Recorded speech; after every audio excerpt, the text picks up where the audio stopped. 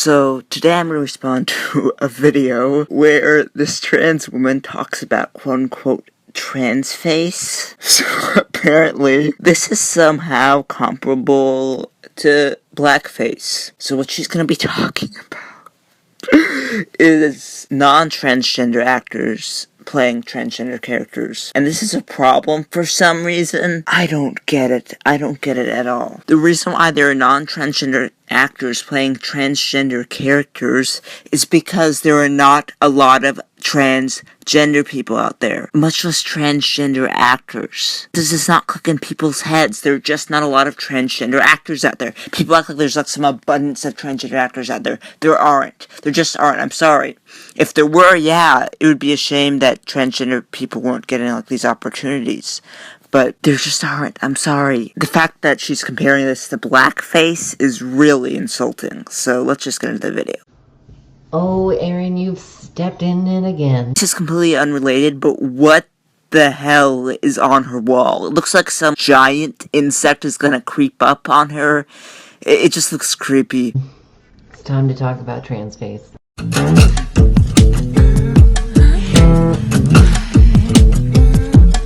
I have no idea what that intro was.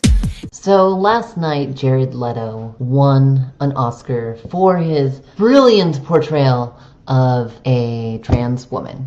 Now, here's the thing. Jared Leto is not a trans woman. Now, a lot of people seem to think that that's okay. And there are a lot of people in the trans community who think that's okay. But there's a growing number of people who see parallels here between blackface and transface. First of all, stop calling it transface, because you're trying to make it comparable to blackface. And it's not comparable. The reason why blackface has the stigma that it has today is because when it was originally used, back in the 1800s or whenever it was used, when slavery was still going on, it was used to make fun of black people. That was the only purpose it was used, to mock black people. Now, obviously, it probably hasn't always been used to mock black people, but in most contexts, that's what it is. It's been used in a racist context. Meanwhile, when people have been dressing up as trans people, or acting as trans people, and they're not trans, I've very rarely seen a context when it is used to be transphobic. That is the difference. Context is the difference. These people do not get context. Context is what matters. Context lives matter. Hashtag context lives matter. You guys do not get context. Stop calling it transface. So before we get too crazy about this, let's go over some facts. Did you know that between the years 1953 and 2011, there were 58 films with transgender characters? When you look at the breakdown, it's pretty staggering. There have been 8 portrayals of trans men, and of those, 4 of them, that's 50%, have been played by actual trans men. Trans women, on the other hand, have been seen in films 45 times, and only 7 of those 45, or 15%, have been portrayed by actual trans women. So, there's not a lot of trans actors. And by the way, I looked up some of the films that you listed there, and the green ones about trans men. I didn't look up as many of the ones about trans women, but a lot of those were documentaries. It makes sense, because in the documentaries, obviously, they would show the real trans men.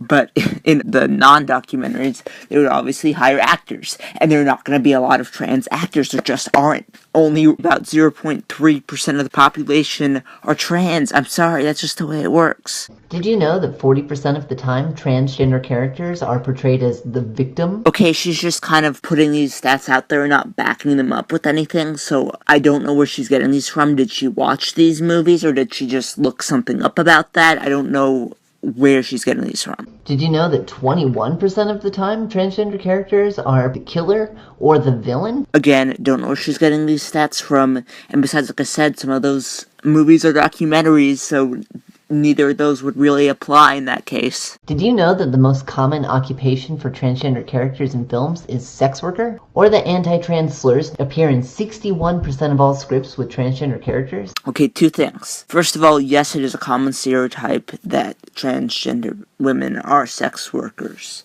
But it's also an unfortunate reality that some transgender women have to face. And because she conveniently left out any context for the movies, in a lot of the movies, it was probably portrayed as an unfortunate struggle because a lot of trans women have had to work as sex workers in order to pay for their surgery or something like that. And then about the anti-trans slurs. Well, that's actually realistic. It would make sense that those people would be called those slurs because the movies are trying to portray the discrimination. What would you expect? I don't get it. Like, you just want it to be like all happy and like nothing ever happens in the movies because A, those movies would be boring, and B, then you would probably criticize them for not portraying discrimination against trans people. So which way do you want it? Also, you conveniently left out the context the slurs were put in because, for all we know, some of those slurs could have been used in an endearing way, probably not often, but of course we don't know the context, so. Did you know that cisgender actors who play transgender characters have an 8.5% chance of receiving a nomination for an Oscar or an Academy Award? Well, that's a pretty low percentage, so I don't know what you're getting at here. What are you saying? And you're only talking about what? You said it was like 50 movies from 1950 to 2014 or 2015. So only 50 movies in the past 65 years. That's not a lot of movies. So you're looking at a very small sample right here. So the stats that you're pulling up don't even represent that much anyway. So I don't even know what you're talking about. Do you know how many Oscars or Academy Awards have gone to transgender actors? Okay, so a little comment about that. First of all, like I said, there are very few transgender actors. And the transgender actors that you were talking about in the movies that you showed were mostly in documentaries. So it makes sense that those transgender actors that wouldn't receive Academy Awards, because Academy Awards don't normally go to documentaries, which I know that sucks. I don't like the Oscars because they mostly only go to dramas. And I love sci-fi movies, and they almost never go to sci-fi movies except for special effects. So I feel you there. So many genres of movies get excluded from that. But I'm going on a tangent. My point is that it would make sense that those people wouldn't receive an Academy Award. Because A, there's so few of them, and B, they're not even in a genre of movie that would make sense for them to be in. The only transgender actor who I can think of who's been in some sort of genre that wouldn't classify as documentary would be Laverne Cox, and I think she's only been on TV, so she wouldn't really qualify for an Academy Award either, but she very likely could probably get one in the future because she's a very decorated actress, and she could probably win something if she ended up starring in a well-known movie. You're acting like transgender actors are just never given any press at all, and they are. The few out there are. So when you look at Jared Leto's role, does it even break any of those stereotypes? Are we looking at a drug-addicted sex worker who's HIV positive, who's also a trans woman? Yes, we are. The trans narrative that is being displayed here, that is being now praised on a national level, is the same narrative that we've been seeing over and over and over again. Okay, again, she's pulling like all these random things out of context. I'm not even sure specifically to what role she's referring to. I think she's referring to Jared Leto's role in Dallas Buyers Club. I may not be 100% correct about that. I haven't even seen Dallas Buyers Club, but that movie was written with that character. Character was supposed to be someone who was drug addicted and who was having a hard time, was having a rough life. It wasn't supposed to be like, oh, let's make all trans women look bad. Let's make this person a trans woman. No, look, it was supposed to be this particular character, and they just happened to make this character trans, probably. I'm not sure why they happened to make this character trans. It was probably considering the current political climate to add in diversity or whatever. But they were trying to convey a particular type of character. They weren't trying to necessarily make trans women look bad. That's like saying, like, because they cast a black actor for a certain role, they were trying to make black people look bad. That's like saying because there are black villains, they're trying to make black people look bad. Now, I get that they made this character particularly trans specifically. Like, they wrote this character to be trans, obviously, but I don't think they wrote this character to be trans in order to make trans people look bad. That wouldn't make much sense. Now, a lot of people have said, don't go after Jared Leto. He's not a bad guy. Like, he tried. He worked with some trans people and tried to get it right, and he treated it with respect and all these things. But in the end, it's not about Jared Leto. This is a much bigger topic. Oh, of course, these people always have to apply this to all of society. They cannot look at individual cases. It always has to be about all of society. They cannot treat people as individuals. They always have to have this collectivist mindset. And she's not even giving Jared Leto a break. She's saying, like, oh, some people say Jared Leto is a good guy. But this is about all of society, so I don't care what you say about Jared Leto being a good guy. And by the way, I saw this video of somebody was, like, yelling at Jared Leto at some, I'm not sure, he was on some sort of show or at some sort of award ceremony. I forget exactly the context, but he said, okay, so if you're not comfortable with me playing a trans character, then would you be comfortable with a gay character playing a straight character? And that kind of shut the person up. So if you're not comfortable with a cis person playing a trans person, would you be comfortable with a trans person playing a cis person? Would you? And if you'd be comfortable with a trans person playing a cis person, then why aren't you comfortable with a cis person playing a trans person? Now, one doesn't have to look far to compare trans face to blackface. Just look here at this representation of blackface, and then look here at this representation of trans face.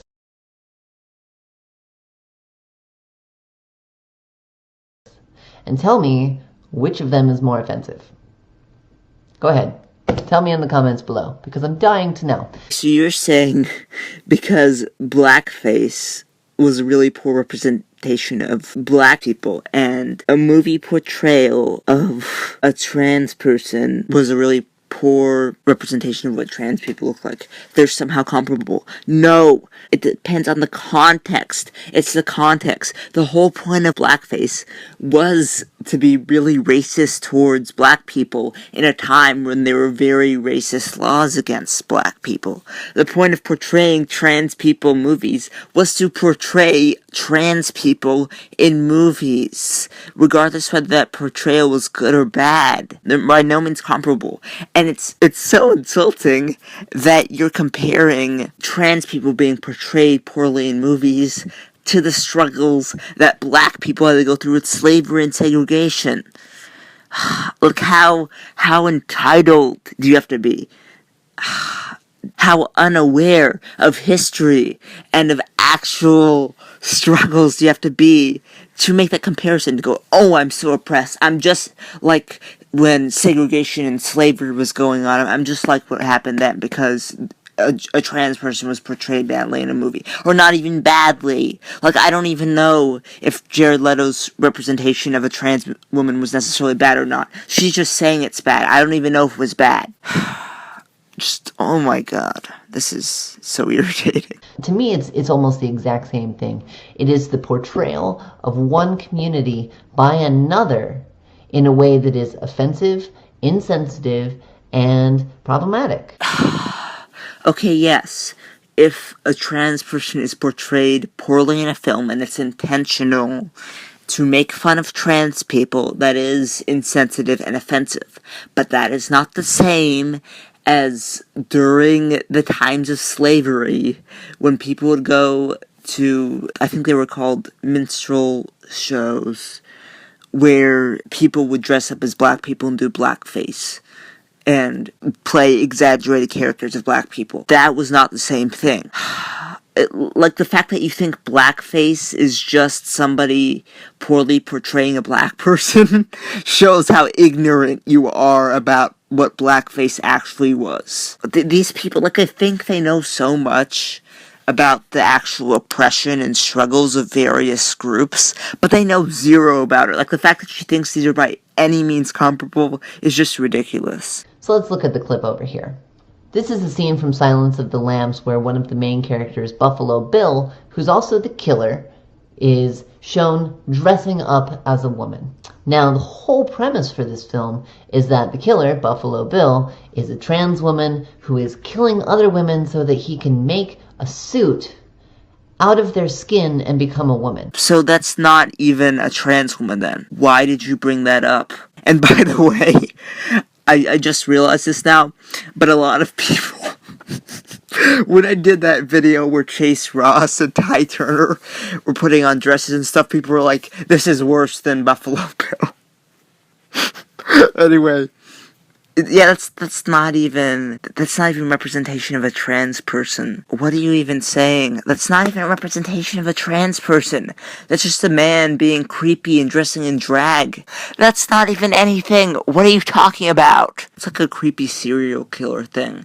That's not like a trans woman thing. Like, who confuses that with a trans woman? Like, maybe some people would, but that's not a representation of trans people. Like, no one's trying to convey that. And I think Silence of the Lambs was made in the 90s, so people didn't even know that much about transgender people. Like, it wasn't like in the spotlight. It wasn't the first thing that people thought of. People would have mostly seen that as just like a creepy serial killer guy. You're the only one equating that with trans people. Like, most people wouldn't equate that with trans people.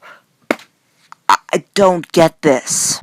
How is this sort of portrayal of trans women not offensive? And you can't say that, oh, people don't confuse this with trans women, because one of the first people I ever came out to as trans said, oh, like Buffalo Bill from Silence of the Lambs. I have a hard time believing that. If somebody reacted like that, that is honestly concerning. But I have a hard time believing that because the vast majority of people don't think like that. So this is what we have to go on. When the public is trying to make an informed opinion about who trans people are, who are they thinking about? They're thinking about Buffalo fucking Bill from Silence of the Lambs. First of all, Silence of the Lambs was made in the 90s. I hate to use this argument, but it is the current year. It is no longer the 1990s. I kind of wish it was the 1990s, because I like that decade kind of more for some reason. I don't know why. I wasn't even born for the majority of that decade. Anyway, there have been better representations of trans people and of cross-dressing people since then. Why are you saying that's what people think of when they think of trans people? The vast majority do not think of that when they think of trans people. They think of Caitlyn Jenner when they think of trans people. That's honestly what the vast majority of people think of when they think of trans people. Or they think of Milo Stewart. Either or. Now, if we look over here at Cotton and Chickwad's Blackface minstrel comedy show, you'll see a lot of similar themes around the portrayal of a specific class. Cotton's character is bumbling around, and when they're told that they would be paid what they're worth, he specifically goes out of the way to say that he's not worth anything. Now, I'm not here to say that Transface is right or wrong. It's totally wrong. But I am here to raise the topic and engage in the conversation. I want to know what you think about this. I want to know what your take is on Jared Leto winning the Oscar. I want to know what your take is on this entire topic and not just this one thing. And I want to hear your voice. Leave a comment below letting me know what you think. Is Transface similar to Blackface? Are both offensive? Is only one offensive? Are both fine to do? What do you think about when you hear some of these statistics about trans characters in film? Let me know. And until next time, I'm Grishno.